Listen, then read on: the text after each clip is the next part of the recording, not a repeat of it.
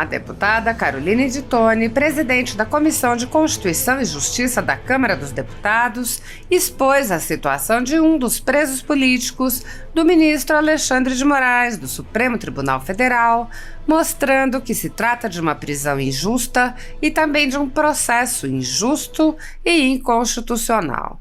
O preso relata que chegou de ônibus a Brasília após os acontecimentos do 8 de janeiro e que sequer foi à Praça dos Três Poderes.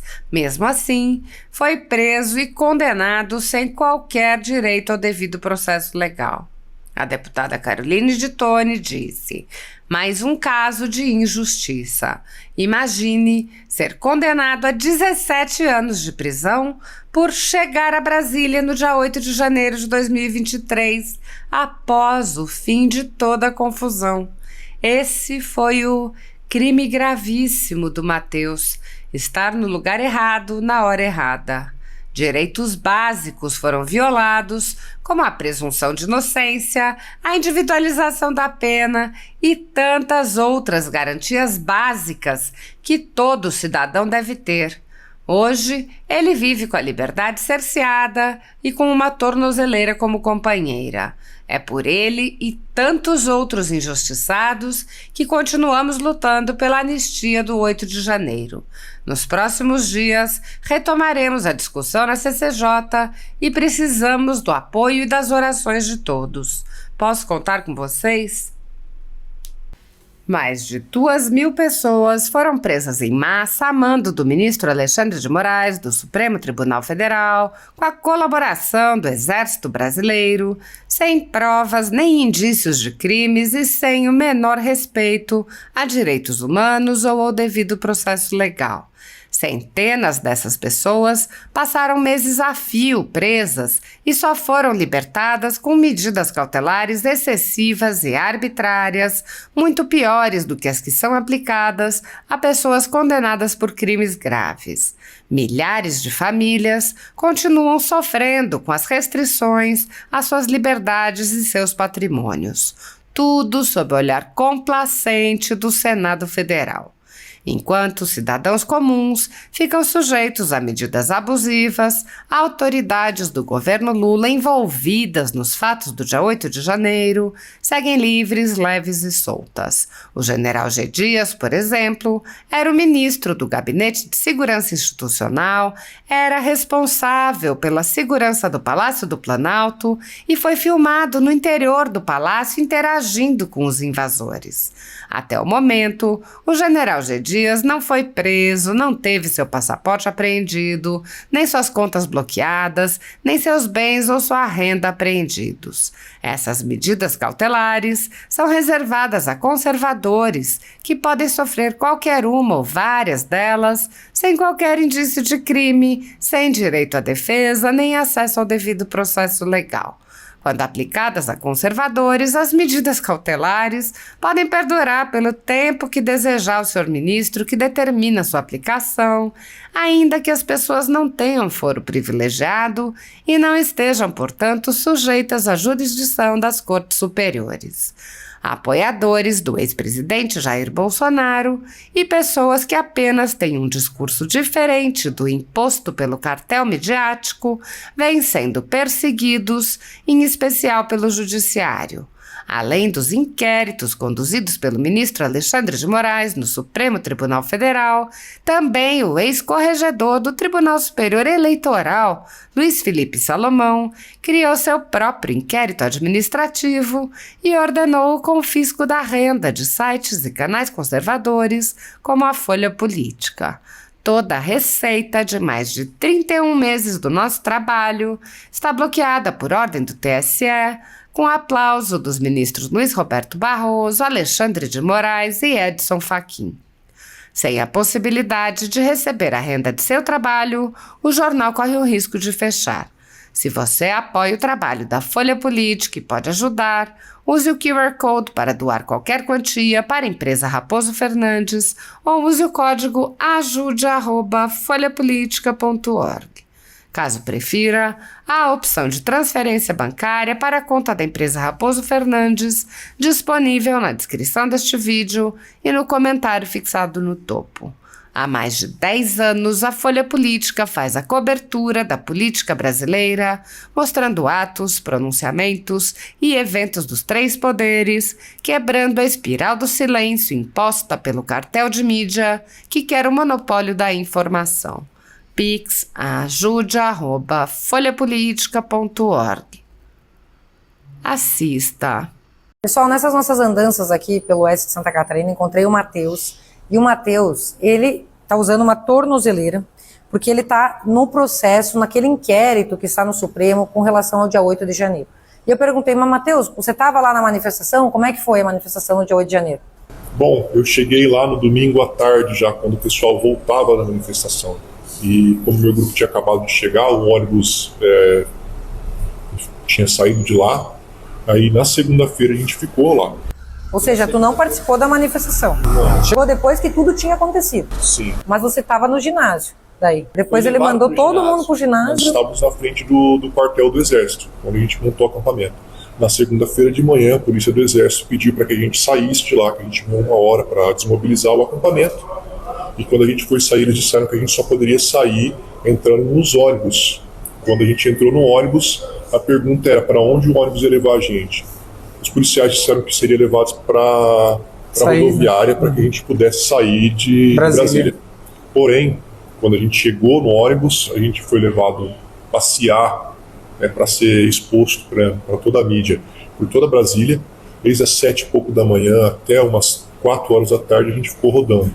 Passamos pela sede da Polícia Militar até chegar no centro de treinamento da Polícia Federal. Lá a gente foi jogado no ginásio, sem cama, sem nada, sem nenhum suporte. Aí a gente ficou lá, eu fiquei lá até na quarta-feira, da segunda-feira até a quarta-feira, onde eu passei por uma tal de uma triagem que os policiais diziam que iam encontrar as imagens. Se você tem imagem de que quebrou, eles iam fazer esse reconhecimento facial. Se não tivesse reconhecimento facial, seria liberado.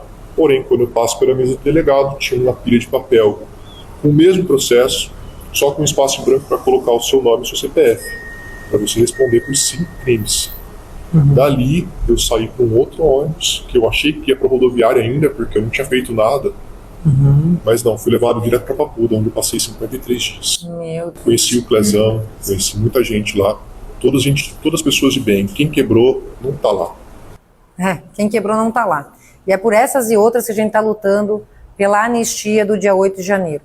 Que muita coisa mal explicada, muita coisa que um dia a gente vai saber. Mas essa injustiça aqui, precisa ser desfeita. Gente que nem estava na manifestação e hoje está pagando por isso e está de tornozeleira, sendo condenados por crimes que nem cometeram, apenas altíssimas, sem ter acesso aos autos, sem ter duplo grau de jurisdição, sem ter a presunção da inocência, sem ter o principal, a individualização da pena. Porque eles deveriam provar que você quebrou para poder te prender e te dar uma pena tão alta. E isso não está acontecendo. Por isso, contem comigo, anistia já, estamos juntos aí. E estamos juntos, tá? Obrigado, viu, Carol? Força, não Obrigado, é fácil. Obrigado. E foi falado também da falta de oportunidade, que muitas vezes as coisas não são faladas porque não tem a devida oportunidade. Zezinho, obrigado pela água. E nós estamos aqui hoje com uma oportunidade. E tendo a oportunidade de estar aqui do Senado Federal, eu não posso deixar de denunciar que nós temos neste país inquéritos secretos conduzidos pelo Supremo Tribunal Federal,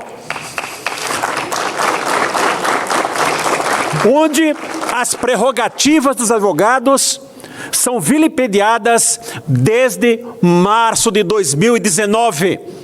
Desde março de 2019, os advogados têm denunciado que não tem acesso à prova, que não tem acesso, a imprensa divulga que houve busca e apreensão, que alguém está preso, mas o advogado não tem acesso àquela decisão, à prova que deu subsídio para aquela decisão. Isso nada mais é do que um abuso de poder do Supremo Tribunal Federal. Então, esse abuso de poder foi caminhando. Nós temos o inquérito 4781, temos o inquérito 4874. Até onde nós vamos parar? Com um inquérito que não tem fim. Se fosse um juiz de primeira instância, Paulo Roque, estaria no Conselho Nacional de Justiça. Mas a quem recorrer? Se o abuso é praticado pelo próprio Supremo Tribunal Federal, o ministro dá uma decisão e dessa decisão não pode ter recurso porque tem súmula proibido. A quem recorrer? Só nos resta denunciar. E eu vou ser bem rápido para dizer que nós está se avizinhando, ilustre escritora, um grande abuso que nós não podemos permitir. A advocacia brasileira não pode permitir. As primeiras alegações finais começam a ser feitas no inquérito daqueles lamentáveis e reprováveis fatos que aconteceram no dia 8 de janeiro. Mas a advocacia brasileira não pode admitir que esse julgamento ocorra em sessão virtual. Esse julgamento haverá de ser feito em sessão pública, onde os senhores ministros corajosos, que são especialmente o ministro relator, tem se mostrado corajoso, abusando um pouco, mas corajoso, ele tem que ter a coragem, senhor ministro Alexandre de Moraes, Vossa Excelência tem que ter a coragem de, naquele plenário que foi destruído e reconstruído, dizer, e sua imagem ficar gravada para a história, porque está condenando ou porque está absolvendo. Então eu quero trazer aqui, agradeço muito essa oportunidade de fazer esse alerta à advocacia brasileira, para que esse julgamento não ocorra a portas fechadas. Não ocorra a portas fechadas, mas ocorra de público para a pessoa lá do Piauí, lá de Alagoas, meu estado, ou do Amapá, ou do Mato Grosso do Sul, ou do Mato Grosso, possa assistir e ver a fisionomia de cada senhor e senhora ministra do Supremo Tribunal Federal ao proferir a sua decisão. Vamos nos unir nessa causa, porque é uma causa de todos nós. Dizer ao meu amigo preto, como eu também sou, que brinquei outro dia, fui numa homenagem do desembargador do Tribunal de Justiça, e ele brincou: Sebastião, você aposentou e a cota diminuiu, porque só temos 4 negros dos 48 do tribunal. Então recebo todos também a minha solidariedade. E para concluir, senadora, também é o dia do magistrado. Eu, como magistrado aposentado, não posso deixar de fazer o registro e a minha homenagem, até porque presidente da minha associação, o fui por 2 vezes aqui em Brasília, aos juízes, juízas de primeira e segunda instância, que nada tem a ver com essa justiça seletiva praticada pela Suprema Corte do país. Muito obrigado. Obrigada, doutor Sebastião.